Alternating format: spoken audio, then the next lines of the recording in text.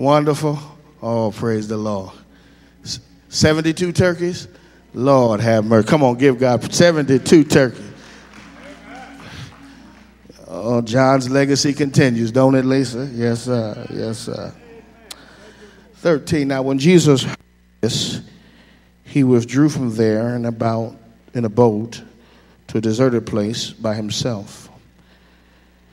When the crowds heard it, they followed him on the foot from the towns. And when he met ashore, he saw a great crowd, and he had compassion for them and cured their sick. But when evening come, the disciples said to him and said, "This is a deserted place, and the hour is late.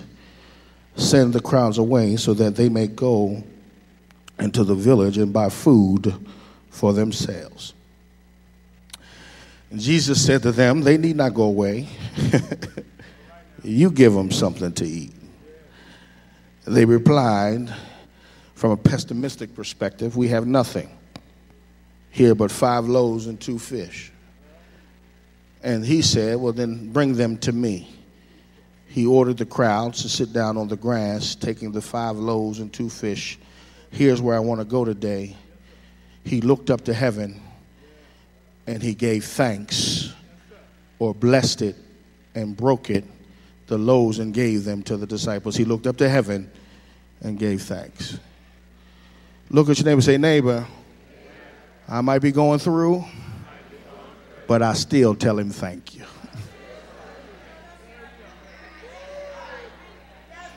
Be seated. I still tell him thank you. Those of us who are 45 and up, maybe 40, can testify. There are 2 things that, more than 2, but 2 I think we can concur on, agree on, is that when you were growing up, you could not address an adult without a handle. You couldn't just say, "Yes, Chad." You had to say, "Yes, sir," "No, sir," "Yes, ma'am." Matter of fact, some of us still got something wrong with our teeth because that little backhand was swift to do it, you see.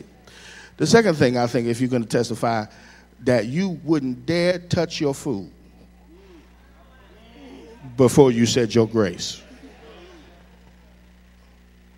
And if somebody gave you something, what's what your mom and dad say? "Don't you got something to say?" And the correct response would be for you to say what? Thank you. Isn't it funny, our founding fathers, our forefathers, those who developed us and made us who we are, had less stuff, more problems, but were more appreciative of their life than we are. Isn't it funny where we're living in houses they dreamed of, driving cars they would have died to drive, worshiping in churches that are technologically savvy. We have praise and worship, but yet we have the most depressed Christians in the historicity of the church.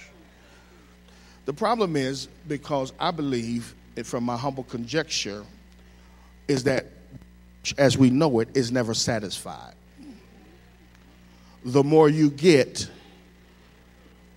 the more you want.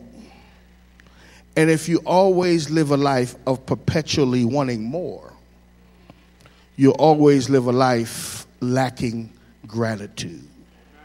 Y'all quiet, but that's all right. Chloe suggests that Judas's problem would cause him to betray Jesus was that he was never satisfied with each role or position he had. So every role that Jesus gave him, he found a unique way to complain about it. And because of his lack of satisfaction, he ends up betraying Jesus, because for Judas, Jesus wasn't enough. And my fear as we assemble and worship God, as we look in postmodernity, I wonder, is Jesus enough for us? The stuff we complain about makes me question whether or not Jesus is enough. The moment you don't get what you want from God. Many of us throw spiritual temper tantrums, but we forget what God has already done.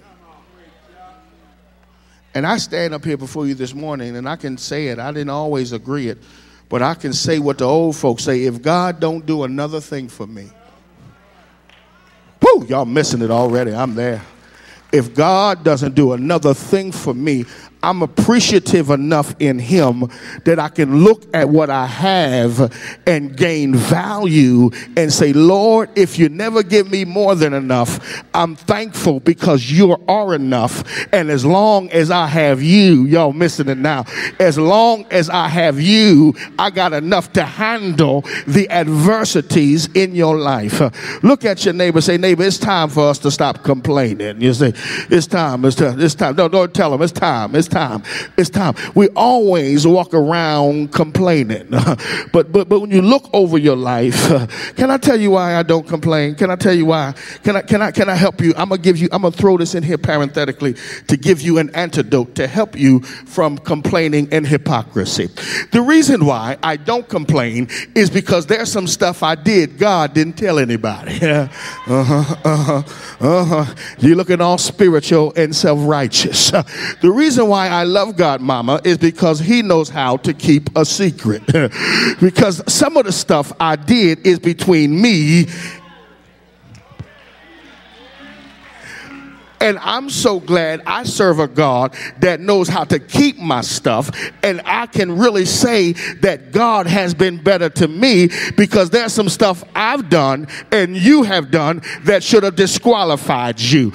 But the fact that you're here this morning, come on, help a black man preach. The fact that you got your right mind, the fact that you got your job, got a little grub in the refrigerator, got a turkey if you had to get it at the giveaway or you bought it from ShopRite when you had your points. No matter what it is, somebody say, I'm blessed. I'm blessed. I'm blessed. And if you allow Satan to get into your brain to make you think you don't have enough, you in trouble. You got enough shoes as it is. Y'all can look, the ladies looked at me all. Look at her. Look. Paige just went to the left. Then they look at me when I said that. Look, Eb talking now. Shit. Now they got nothing to say to me now. I said you got enough shoes. Look at the praise and worship team. I done lost every praise and worship team. That don't make no sense. We got to get some. No, I'm not saying not to get no new ones. But if you don't get one, you straight. Because I can take what I got in. Y'all gonna miss it here. Some of y'all don't need no new stuff. You need to take your old stuff to the cleaners. Y'all missing me. You see, because if you put your old stuff to the cleaners and trick yourself and make you think you bought something new. But all I'm saying is when you look in your closet, all of us, choice is what we gonna wear. But there was a time where there wasn't no choices. I wish I had somebody who can testify. I remember I knew what suit I was gonna wear. I was gonna wear the black suit because that was the only black suit I had, and I had holes in my shoes. But I'm so glad I serve a God that knows how to take us, oh, y'all know I ain't the only one, to bring us out of dark, difficult places and put us where we are right now. I might only have $5, but it's my $5. And I'm going to learn how to be appreciative of the things and people in my, let me say, y'all hear me now. Love on people while you can.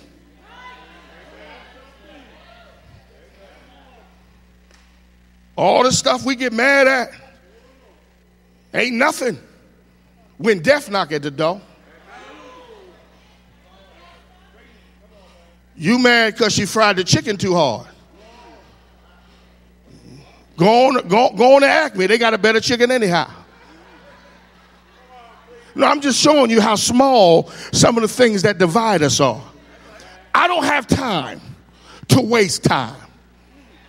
If you in my corner, I got to love on you while you're there. And if you don't like me, just stay on the other side of the corner. Because I've got to waste my time loving folk and giving the folk that I have. Are you with me? Are you understand what I'm saying? Stop arguing with people that are with you. Make up, kiss. Come on, talk back to me. Call your kids. So what, they spent more than. That's what children do. Are you with me? Watch this here. This word thanksgiving comes from the word gratis, gratitude. It's an Old Testament thing that says it was, watch this, gratitude was the natural response to God's blessing, protection, and love. Natural response. Watch this, watch this. Y'all know y'all hate it when you got to make somebody say thank you to you. Don't you hate it? Have you ever done that to somebody? You done loan them money, and then you waiting for the thank you, and they go on to a whole nother conversation. Because for Thanksgiving to be real, it can't be forced. Are you understand what I'm saying? For Thanksgiving to be authentic, we can't pump you up to thank God. You've got to come in already with a grateful heart. See, some of y'all got too spoiled with Jesus. But there's some of us that wake up every morning and we're surprised with how good God's been to us. And we get overwhelmed when we think of God's many blessings. And we do not wait to come to church to lift God up. We start crying in the driveway because we know God has, is there about 10 of you that can testify with me that God has really been better to you than you've been to yourself? And before we move on right now, we owe God a thank you right in the middle of the message, because when I think of the goodness of Jesus and all he's done for me, my soul, look at your neighbor, say, I owe him a praise. No, look at your neighbor, say, I owe him a praise. I can't wait till the end of the message. If you owe him a praise, then give him what you owe him. Yeah. I owe him a praise. And so gratitude comes from that particular context of Thanksgiving. In the Old Testament, Thanksgiving was expected when things were bad. Thanksgiving was an expectation because the thanksgiving that you rendered unto God was not giving because of happenings, but the thanksgiving was rendered to God because you knew God had the ability to get you out of all of the danger in your life. And I don't know who I'm talking to right now, but I don't know what you might find yourself in. But I serve a God that's able. I said I serve a God that's able. I serve a God that's able. And so the reason why the Christian ought to always have hope and thanksgiving, because if God is in the equation, I said if God is in the equation, if I feel good this morning, something just happened to me now, mama. I said because there's some of us whose life are miracles. Because when you look over your life, if God didn't get in it and flip the script, you can testify. You don't got to read the Bible for miracles. Your life is a miracle. Come on, help me preach. Is there anybody here who can testify when your back was up against the wall, it made no heavenly sense how you made it out, but God, who was rich in mercy, I feel churchy right now. Look at your neighbor, say, neighbor, you don't know who you sit next to. I'm a walking miracle. The fact that I'm here right now is because God is still walking on my life right now. Okay, let me get here. Let me get here. Woo! Woo! Woo! Here's my assertion. Despite what you're going through, you owe God a thank you. Listen, we all got different situations, different socio-economical situations. Some of us got a little paper, some of us ain't got no paper. Some of us got clothes, some of us ain't got them. But no matter what your situation is, you owe him a thank you. Here in this text, Jesus heard that John the Baptist died. And when he hears about John the Baptist's death, he retreats and gets him some rest. It's funny that Jesus, who's God and has all power, realizes there's moments in your life you got to come apart before you come apart. Can I talk just a little bit here? Don't work yourself to death when you need to take a time out every now and then. I'm tired of black folk that don't take vacations. And when they take vacations, they stay home during the vacation. And that don't mean you got to go all out all the time. Sometimes a vacation is getting a $69 hotel room. Hello? Y'all quiet today. I just came back from Vegas and I feel good. And I realized I was fussing the whole time before we got there. I told I don't got no time taking no vacation in November. I'm sick of you and Ellie trying to run my life. I was mad. I promise you, I fucked the whole ride. We were stopped in the middle of at the layover. I was fussing at the layover. Man, see, if this was something you had to do in your job, you wouldn't have been taking off no time. No, I'm tired of you disrespecting what I do, what I bring. As soon as I landed in Vegas and I saw the palm trees and 80 degrees, I said, what took you so long to get me out here? What's wrong with y'all? We got to do this every 3 to 4 months. Are you understanding what I'm saying? You don't know what you need until you need it. And the reason why some of us, if Jesus had to come apart, sometimes you got to, listen, sometimes you got to tell needy family members, I can't do no more for you. And don't feel, okay, help me. Y'all, we're going to do this together. Everybody say no. Say it one more again, no. One more time, no. Now you've learned how to say it, so go ahead and say it to them so that you can keep living longer than you living now.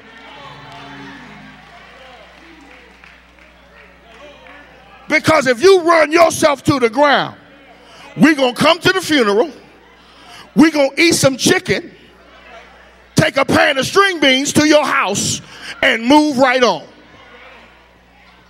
And this is what people are going to say. I don't know why he gave all that stuff to us. The devil is a lie. I'm like Deacon Phil. Some of the stuff I'm going to spend on me. I said some of the stuff I'm going to spend on me. Because I realized we will run each other raggedy. And every now and then, sometimes you got to take the break in your own house.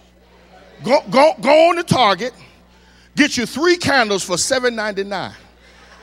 I'm trying to help you. I'll get you. Go on to put the cable station on where they just got the music. Y'all not gonna help me here. Listen, I'm ghetto. I'm a baller with a budget. I'm gonna help you do it. Go and put a candle on each room. Are you with me here? Put on the music that you like. And walk through the house like you in the Messiah. Y'all not going to help me here. You just sit down and act like you in the Bahamas. Y'all not going to help me here. Pour you a fruit punch from Wawa and put in there whatever you want to put in. That's on you. That's you. And judge yourself. But enjoy your life because when it's over, it's over.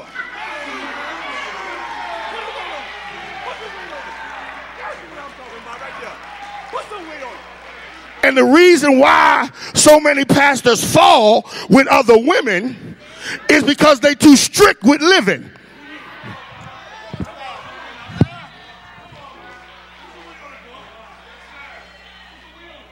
Somebody say balance.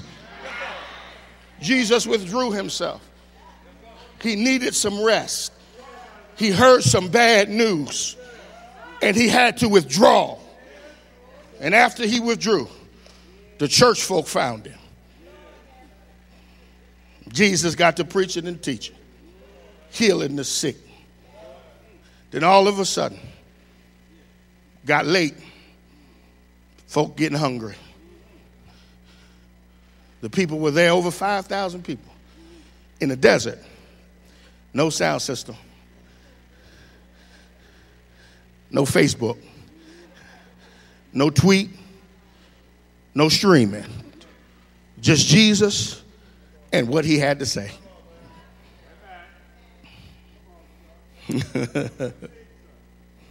I know we new school now,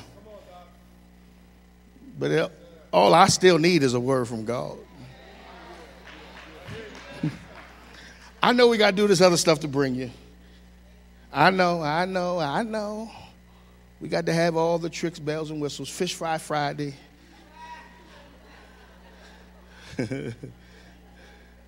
Fellowship football Sunday. Winning on Wednesday. But the old folk just came to church for Jesus.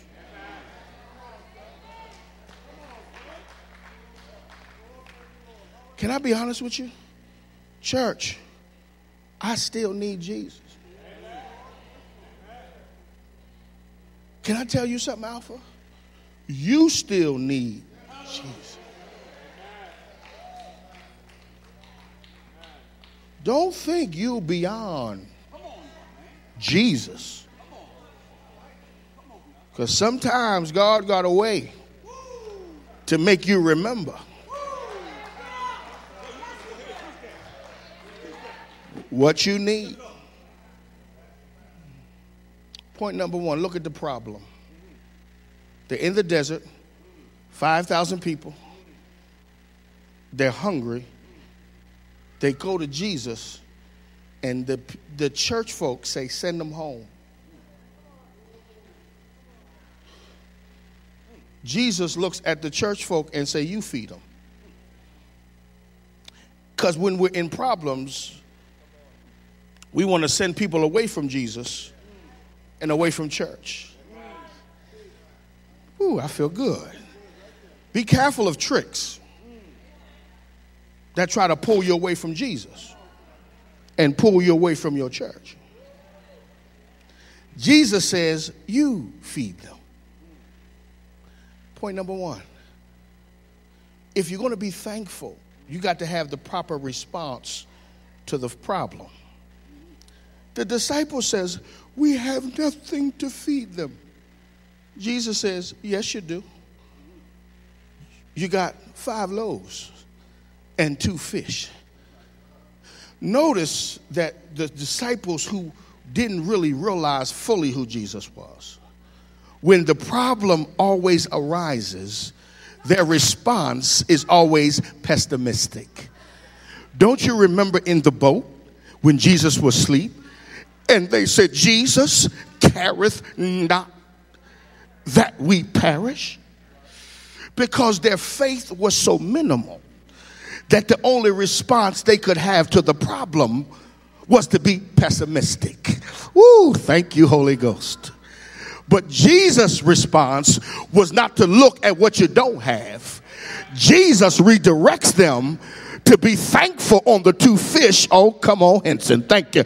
And the 5 loaves. The problem with us is we spend too much time looking at what we don't have, and we don't spend enough time using what we do have. Because if you're faithful over few things, yes, sir, God will make you ruler over many. So I don't got to look at what you got in your life. I got to worry about managing what I got in my life, because if I want God to give me more, he won't give me more till I take care of what I already had. Okay. People get in trouble in law enforcement because they don't have the proper response. You call 911 and say, I have an emergency over here. And you let them sit on the phone and start complaining with you. I can't believe you no.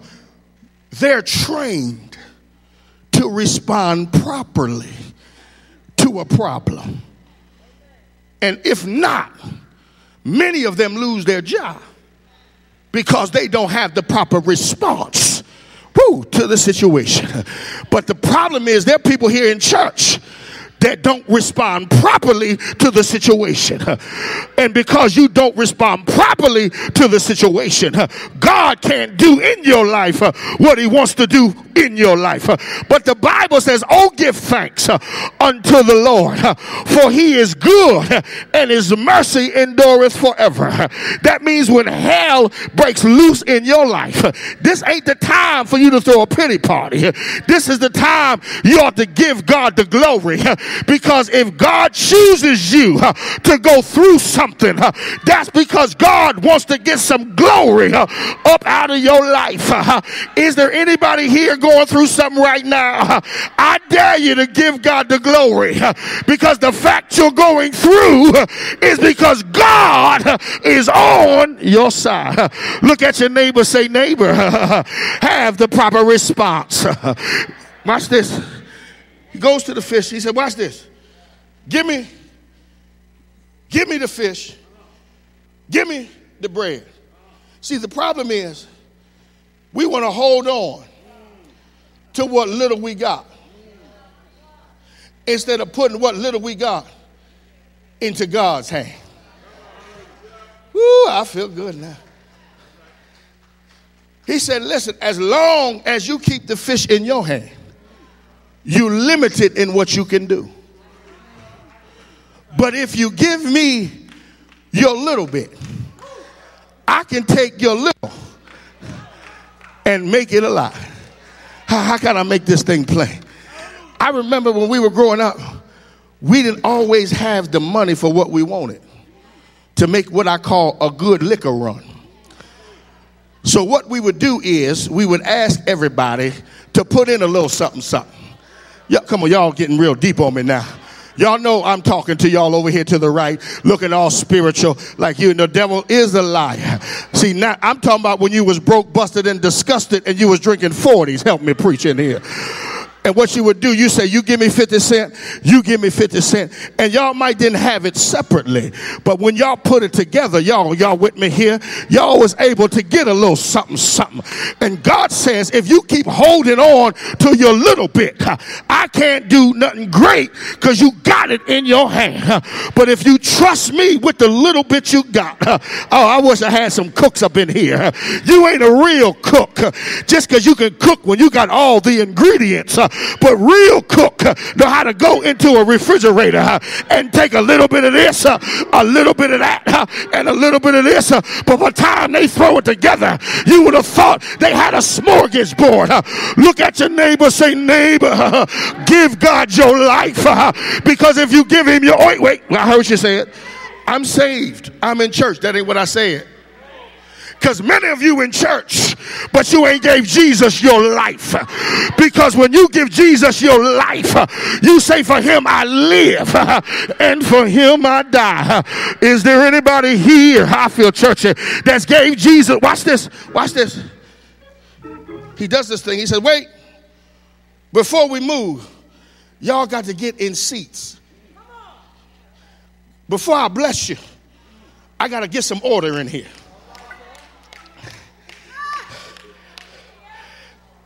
Because I got the power to bless you.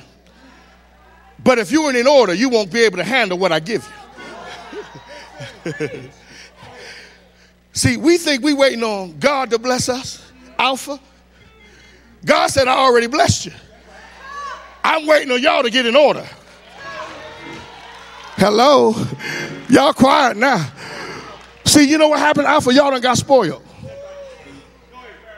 Now y'all complaining on the stuff that you missed when you didn't have a pastor.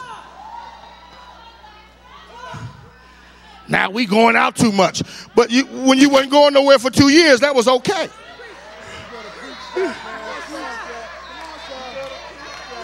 Hello? I don't know why we got to come to Bible study. But when you didn't have no pastor, we need a word from the Lord. But now all of a sudden, we seem like we got our feet underneath us. Now we got the nerve to get the big head. And that's why God sent the storm to wake us up.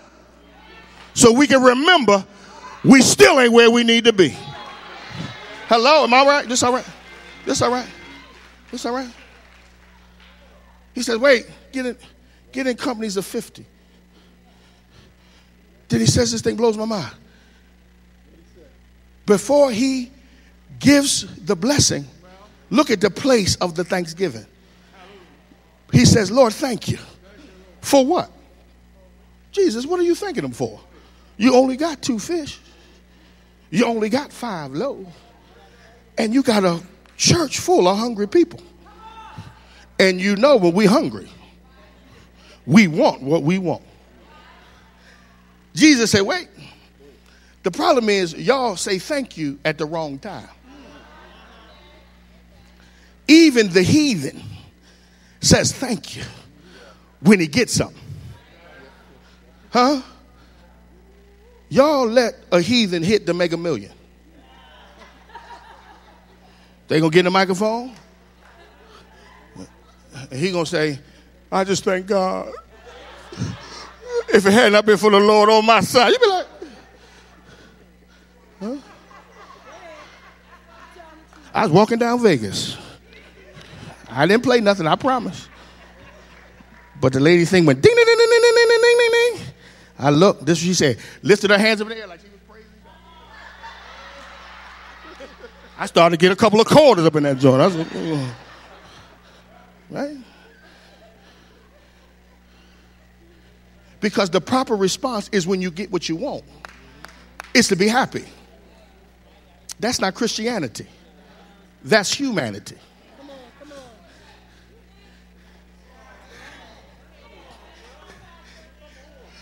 Christianity is crazy. Counter culture. In the culture, you say thank you after you get it. In Christianity, you say thank you before you get it.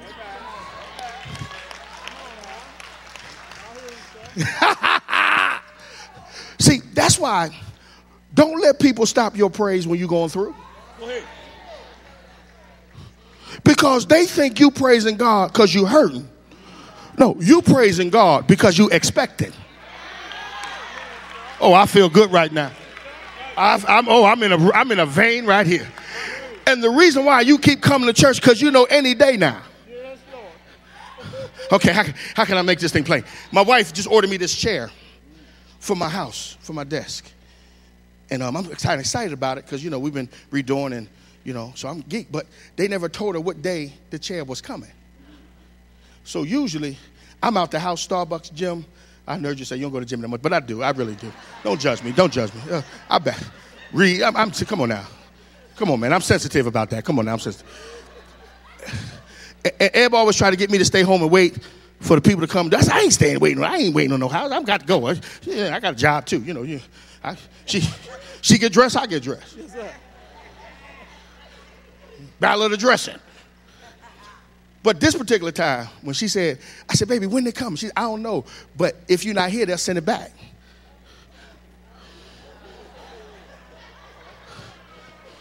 So guess what I did? Every day. Waited and was happy to wait. Y'all missed it. I'm preaching better than y'all responded. You might not know when the blessing is coming, but you do know the blessing is coming. So every day you just stand and wait on the Lord. If you wait on the Lord, be of good care. Oh. Look at your neighbor and say, wait on him. Jesus said, I'm going to thank him now. But watch what happened right after he thanked him. He broke what he thanked God for. Wait a minute. Thanksgiving, you think gives you a leg up to a freeway. But God says, I need you to thank me first. Because after you thank me, I'm going to break you. Ooh, I wish I could be one of them word preachers, just lie to y'all, but I can't lie. God can't bless you until he breaks you first. And God wanted you to thank him first, because after the breaking, y'all missing it. After the break, look at your neighbor, say neighbor. Come on, say it with me, say neighbor. He's breaking me right now. But if I hold on to this, my blessing is on the way. Look at your other neighbor, say neighbor. He's breaking me right now. But if I hold on to God, my blessing is on the way. If you believe your blessing is on the way, can you give God the glory and say, anyway you bless me, I'll be satisfied. Oh, can I preach like I feel it? Maurice Watson tells the story. When he went to Africa, he saw a bum, and the bum went to the trash, and he dug in the trash. And when he dug in the trash, he pulled out a hamburger that was already eaten. He unwrapped the hamburger, and he sat down. Remember what I told you? It was a hamburger that was already eaten, that was dug in the trash. He pulled the hamburger that was in the trash, and Maurice Watson said the bum opened it up, and before the bum ate one crumb, he bowed his head and he said, thank you for the food that you blessed me with. And we sitting in houses eating 5-course meals and aren't thankful for what the Lord has done. Is there anybody here that's thankful for the roof over your head, food on your table? Then tell the Lord, thank you. Thank you for your children still being alive. Y'all ought to thank God. Do me a favor. This is the last time. Go find a neighbor. Say, neighbor. Say, oh neighbor, I got a lot to be thankful for. Now give God the glory and give God the praise and give him all the honor, because when you look back over your life, God has been good to you. I wish I had 10 of you that know how good God has been, to give God a praise like you losing your mind because you're thankful for his goodness. You're thankful for his grace. Won't he do it? Won't he do it? Won't he do it? Say yeah. Thank you. I'm thankful. And every day I end my prayer. Every day I end my prayer. Every day I end my prayer. I ended with the Lord's Prayer, but then I ended like this. I say, Lord, thank you. I say, Lord, thank you for a roof over my head. I say, Lord, thank you for clothes on my feet. Thank you. And I called my kids' name out. Thank you for Chastity, Chaz, Chandler, and Chad Jr. I say, thank you for Ebony. I say, thank you for Novella, my mama. Thank you for Dana. Thank you for Lexi, the dog. Thank you for the car. Thank you for, and you know why I do that? Because I want to remind myself that life ain't as bad as I think it is. And every now and then, you got to have a thank you party, not a pity party. I said a thank you party, and to remember all of the things that God has done. Alpha, Alpha, Alpha. We owe God a thank you. Alpha, Alpha. Oh, Alpha, we owe God a thank you. I said, Alpha, oh, Alpha. Oh, Alpha Baptist Church, Alpha Worship Center, whatever one you in, you owe him a thank you. I dare you for 10 seconds to think about something God has already done. Open your mouth and thank Jesus for his goodness and for his...